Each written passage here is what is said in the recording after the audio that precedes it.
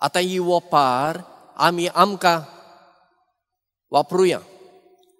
आमी हे वोपारीन कोण गाय? राबी, लेवीत व सामारेकार. आमचे मदें चडशीं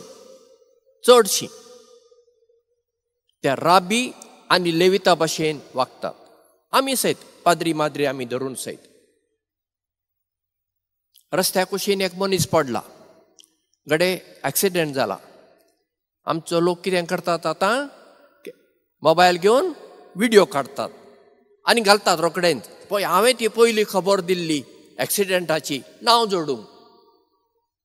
अरे बाबा, तुजो व्हिडिओ कितें उपकारता?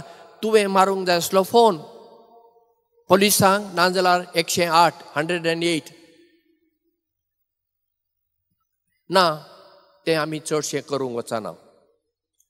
कांय वर्सां आदीं आमचो एकटो तरणाटो जेजुईत पाद्री, म्हाका दिसता आयताराचें आसतलें, सारको माता उगड आसना, तो राया थावन हळडोण्या वा खंय तरी बार्देसान काजाराक वेतालो. ताका म्हाका दिसता मीस भेटोवंक आसलें. आनी बांबोले हॉस्पिटलांत थावन मातशें फुडें 150 मेत्र जायत सकयल देंवतेर आनी एक गाडी वयर येताली, मारली, हाची गाडी चेपली आनी वो पडलो. मोतीर ना, पडलो. कितलो लोक ते वाटेसून गेलो.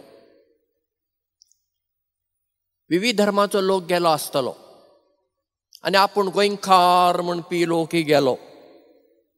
कोणेंच केलें ना, सगळ्यांनी व्हिडिओ काडले. एकटो हिंदू मनीस मुंबयचो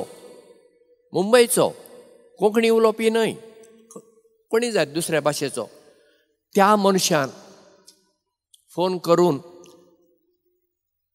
एम्ब्युलन्स आपोवन ताका हॉस्पिटलाक व्हेलो.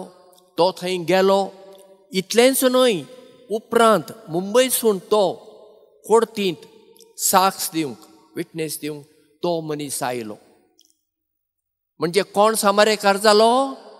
गोंयकार म्हणपी सामारेकार जाले ना. जावं क्रिस्तांव, जावं हिंदू, जावं मुसलमान जालो, एकटो भायलो घांटी सामारेकार जालो.